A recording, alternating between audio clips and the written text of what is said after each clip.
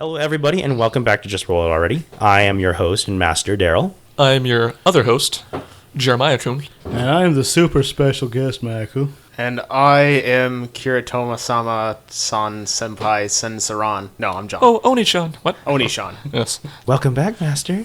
Welcome back, Master. Oh, for the love of God, stop it. No. Charlie's Angels. Guess what we're reviewing today, guys? Maid the RPG. Yeah! Okay, Maid the RPG is a translated Japanese game where you take a anime-style game and you pretend to be a maid serving a master. I'm gonna be frank about this. It scares the hell out of me. I think it's hilarious. I love it. And we borrowed this book from a buddy of ours, which actually, strange enough, is Kyle, from the last AKA week. incredibly Dramatic backstory. Dun, dun, dun. It was originally a gag gift from me because I wanted to emasculate him so bad, but I thought... Well, he didn't get emasculated. He just found more power in it. He embraced. Whatever. He embraced the hate. He is a Sith now. Yeah, well, he's also wearing a bonnet at the same time. Okay, let's talk about this game. Speaking of uncomfortable... Speaking of things we were just discussing. But I'm in love with this game. One thing I will say... Now, could you flip through the page, like maybe do a little quick scan for me? There is... Like, to me, it almost feels there's, like, no art of what to speak of in this book. It is all writing. It's very streamlined with what it's. You know what I think is that... It's mostly charts. It's hardly any text. Now, if you know me now, every time we do a let's look at, the first thing I always like to go to is the art.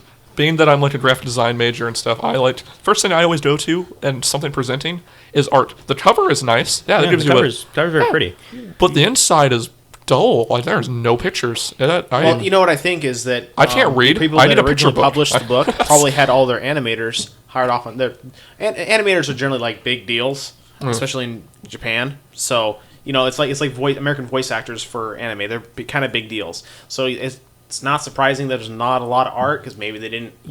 Steve Blum is sexy. So what you're saying is, if someone's illiterate, it might be harder to play the game. Yeah, but this game has tons and tons of... Okay, if you ever open this book up, it has tons and tons of charts, and everything is random. I'm going to let you know. Your characters, you can pick and choose things, but the beauty of this game that a lot of people like about it is because of its randomness. I love random. Everything's random. Your stats are random. Your character's type are random. Yeah. Your character entirely from start to finish is random. The only thing you choose is their name. I could say, like, I could be a Futanari cyborg unicorn princess. And if you think hermaphrodite is not an option, you are wrong. Yeah. This game does have some pretty adult themes. That's a Cell Style, right? That's the company? Yeah, Cell Style. Oh yeah, we gotta plug their company. Okay, let's plug Living Daylights at them. All right, it's done. Oh, what do you know? I didn't see this on the back. This game is rated T for older teens. This is the Teen Plus. Oh my gosh, this is the first RPG I've ever seen that does have a rating system. Teen. Well, it does, like, in the book, as you're picking your attributes and traits, you do have things like, well, your character has voyeurism. Like, well, okay. Yeah, the perversions. Oh yes, your character. They're perversions. You can have a transparent dress. Again, this is a Japanese RPG. Essentially, JRPG. It's a JRPG, A real JRPG. in pen and paper form, and it's very strange. That's not uncommon for JRPGs because there's a lot of niche markets in Japan. So this is one of those niches. They got the maid coffee shops. Now they got the maid RPG. That are played in the maid coffee shops. That are played in the maid coffee shops I have to say that on their downtime. I am truly impressed with the options for hairstyle. It's like more hairstyles than there are weapons in Spells. It's spells in D&D. Oh god! It's more hairstyles than any other RPGs put together. Do you have like flaming Vegeta hair? Just Okay, Saiyan hair. It's kind of funny. Okay, for example, what you do is you take some of the things I've noticed about the system too. Oh, it's all D6. It's all D6. It's an all D6 game. What you typically do is you roll a D6, and it's to generally find out if you succeeded or not. And what you do is you take your attribute and you times it by the number take your attribute, times it by the number on the die, and that's your result. But when you're generating a character, it gets really weird with the D6. It says like 1d6d6. 1d66. Who has a D66? How would you get 60? Okay, but Can you? But this is how what they mean by that. I had to look this up, and I had to do a lot of research on this part because what they mean by that is you take 2d6 and you roll it, and one's the 10s and one's the 1s, or one's the horizontal, one's the axes. And see, that's kind of how I figured it when I saw the color chart. Because people, to generate your uniform color, you roll 2d6, and that's the color of your uniform. Okay. It defines like the trim and the base or primary color. It's all right. Now I would like to mention the colors in this game are fabulous. You roll multiple d6, and that defines the trim and primary color of your maid outfit. So if you rolled like red and then purple, your maid outfit, your dress is like purple, and then your like apron will be like red, and that's very garish and horrifying. But yeah, it is garish and horrifying, which makes me afraid more because of just my aesthetics and. Yeah, and in the game, what's really, really funny about this is that your dress and your uniform is like the most major thing about your character. It is your weapon and armor. Yeah, if it gets dirty, you get stressed, and stress in this game is your health. And when you finally lose all your stress, you go through a stress explosion. And stress explosions are typically anywhere from drug use, beating up other people, or sexual perversions, addictions, so on and so on and so on, or even like emotional breakdowns because it's so weird. It goes from like light and happy, like cleaning the house, to like murder, to covered in mud, and now you're murdering poodles. Yeah, and then you have to change your outfit and stuff, and then you got to indulge in your explosion. So filth is damage. Sort of, but you can also, it really plays with the maid thing. You can't exactly die in this game either, because you have your thing called favor, and when you lose favor, which is part of your master thinks of you, you're fired, and you're out of the game, and then you bring in a new maid. That's the equivalent of death. Fired. It's taking words and replacing them. If I was playing the master, it'd be like fired. It'd be fired out of a cannon into the sun. Yeah, you're going to be fired into the sun. When I fire somebody, it's into the sun. It's like that's how wealthy I am. I have a cannon that fires things into the sun. Past the stratosphere, all the way. Yeah, how do you think we get rid of the trash? But John, how can you play in a game with a bunch of men pretending to be women maids? But there are butlers. Yeah. There are butlers. You can play a butler, yes. I'm a beautiful woman. What? What? And what's awesome is butlers have to be straight-faced. Which makes it so much easier for me. Since the game also but if I don't roll butler, I'm not playing. I'm just saying. Oh, no. Since the game also offers a random accent, is your butler going to also throw in a sprinkle of meows and cat sounds? No. What? Is that actually an option? Where is that? Yeah. It's actually called meow. There's a meow. Yeah, you did an accent. Yeah. So I can imagine John saying, "Sir, you need to time. It's time for you to get up now." Meow. Okay, this is weird because it has Southerner. Y'all talk like some kind of country bumpkin or something. Wow, that's racist.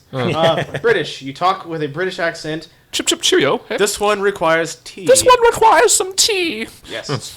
To say, hold on. If you are already from the UK in real life, then you are now double British. Wow. So choose Scottish or Welsh. British Inception. This apparently Britishception is equal to being Scottish or Welsh. Wait. If you're double British, you become Scottish. You become Scottish. You become me. I'm Scottish. And you just start gagging on your own tongue. Can my maid outfit be a kilt? I love kilts. I love wearing kilts. Pidgin English. I always thought if you became double British, you became redundant. Pidgin language. We might sound like a Japanese salary or pop idol. As in, it's like, like mad scientist, super cool. Something like really bad English. English. It's called Pidgin. Yeah. Then there's the meow. You know what that is? Oh, that's Super Troopers. I certainly do. Super Troopers. If I got meow, I'm just gonna play Farva, and it's gonna be Super Troopers. That's what's gonna happen. Hey, meow. Hey, what are you doing, meow? What are you doing, meow? Let me see that. Let me see your ID, meow. Yeah. Wait, sir, are you saying meow? What are you saying, meow? You say I'm saying meow? It's time to get up, meow. Yeah. Then there's the knight. You sound like a knight from a movie. Foreigner. Just foreigner. Yeah. Everyone else that's not British or Southern or Pigeon, or this has got really, overtly something strange. To me, they're considered a foreigner. No, they are Gaijin. They also have lisps. No, it's just, wunderbar. Pick a We're going to have good nationality times, for your maid, other than Japanese, American, Brooklyn, Texas. Apparently, Brooklyn and Texas are the only two types of Americans. French, Russian, Mexican, Nigerian, Indian, Canadian, etc. So I have a question. Yeah. If you random foreigner, do you have to sound like you're part of the band Foreigner? Oh, no. Oh, God. What? Actually, wait, it says Brooklyn or Texas, so apparently those are the two other types of Americans. Hey, spaghetti. What? Yeah, you sound like you're Italian. You're from Brooklyn. No. I'm from the Pacific Northwest, and I speak with a perfectly clear accent. Apparently, we have accents, but that's besides the point. I just immediately would just divulge into German, but yeah, master. Let's do it, yeah. The hairstyles is this game is so Weird. It's over the top. This game is so kawaii. Yeah, and eventually I'll punch a small child in the face to make it less kawaii. Okay, but anyways, overall, you guys think about this game because this game is all random, and I think the reason why a lot of people like it is because it's so strange. It's also hilarious. I don't think it's any coincidence that it's a bunch of sixes, because this must have been forged by Satan himself. It is. It's 3d6 for your stats. 3d6 for stats, yeah. There you I'm go. enjoying the criminal tendencies. Like a demo board or gosh. satanic death metal Like killer, video. I just pyromaniac, throw kleptomaniac, 3d6 addict, sixes. stalker. Yeah. It's the random tables in this game is what makes it funny, because when I first got this game for Kylie, I brought it when I gave it to him. I showed everybody. I'm like, look, everybody, this game has some strange things about it. Look at Matt. Look at this. I'm a what is it? Nekomimi, and I have cat ears. And I think, oh dear God. I said cyborg Futanari princess devil. Yeah. That's a thing. That's a thing. That's a thing in this It game. is a thing. How you can be a cyborg and a devil. Yeah. And Where are you from? Like Space Hell? Yeah, space hell. Space all Hell, the- all- Futaland. Okay, you can be like all these weird things. You can be a loli in this game, and it's so messed That's up. actually that's a race. Like if you look at the different body types, those are technically like races. You have like sexy, It's like gnome. heroine, boyish. It's like gnome. Yeah, Lolita is Gnome. gnome. You're It's gnome. rolling You're a gnome. gnome. You can say Lolitas. I'm rolling a gnome Or halfling. or a halfling. It's a halfling. Yeah. It's a halfling with a childlike. I don't. Yeah. I'm gonna be honest. Every single thing we throw out here is either compared to World of Darkness or D&D. So I'm a Well, D&D those are, nerd. those are kind of the staples that we compare other games to. And honestly, this game isn't unplayable. It's playable, but it's very niche. it's very weird to you. That's why. Well, it's niche. Yeah, it's got its own little market. What I see though with this big game, market. I don't know is how big it is. Going to the college and getting like my girlfriends Yeah. around and having a great time. That's what I see God. with this. I don't see a And lot they of. start each other Okay, when in the game. when this whole thing starts happening, and we start, if we ever played this game with Kyle, I'm afraid I'd be afraid to play this game with him. Oh or God, he would anybody. get way into it, He would get way into it, and he would probably come out of the closet either dressed as the master, and I had to break his kneecaps. or he would be wearing a full-on maid outfit. And I'm I wondering would. where. I would. course you would. I would be a little bit afraid to play this Because I'm you gonna are be honest. but you come out looking like the White Duke. So The homoeroticism would be off such scale. That's, of such magnitude. I'm actually liking the made weapon table, which is also randomed. oh my god, yeah. Holy hell. you can fight with the T-set. Here's a fun little descriptor for everyone. Bazooka. When a fight breaks out, you pull out a big badass bazooka. It's the words that are funny, and I didn't know this game existed until I heard a Let's Play of it. I was like, wait, are they for real? And I look at one of the links, and I said, oh my gosh, it is real. What the crap? I have to buy this for Kyle because he's such an otaku. Yeah, but he's he thinks he's an otaku. I'm not gonna lie. I'm an otaku. I know my animes. I Karage Hime. I've seen a lot of really weird slice of life ones. Not everyone knows Karage Hime. No one knows about Jellyfish Princess. And you are a Japanophile yourself, Jerry. I am a huge not just anime but Japanese culture as a whole or Asian culture. I'm a huge Asian file. I love Asian culture. It's great. Yeah, you get really down to it. Like I've read Bushido, the translation. Five of rings. course. The five rings. Look at the five Musashi's rings. five rings. Yeah. Okay, we'll save that for another time Anyways, yeah. for a review. Yeah. And it's a funny little game. Okay, roundabout final thoughts and sayings. Yes, Mike will find out the last during your round about the little chart that you want to say. Okay, Jeremiah, what do you think? Bloody brilliant. I just say it's just brilliant. I'm really disappointed that there's not more art in it. That's I think my only gripe with it. But I'm gonna say like me and my say like 8 of my girlfriends, we'd have a great time with this, and that's what I see as a good Friday night or Saturday. Okay, Mike, your last chart. I'm looking at the random events table, and no. I think I might have found Child's Play. What? Oh no. A cursed laughing doll is in the yard. Someone accidentally summoned a demon. Oh, That's dear. awesome. What? Oni. Anyway. John. Does that not sound like Child's Play? Yes. Yeah, yes. but it doesn't say he murders anything. But Doesn't It's mean he's implied. not my going to. last thoughts on the game is like I'm not saying this is like I personally am kind of like put off by it. Like if I didn't get Butler, at least a male character, I'd be definitely out of my comfort zone.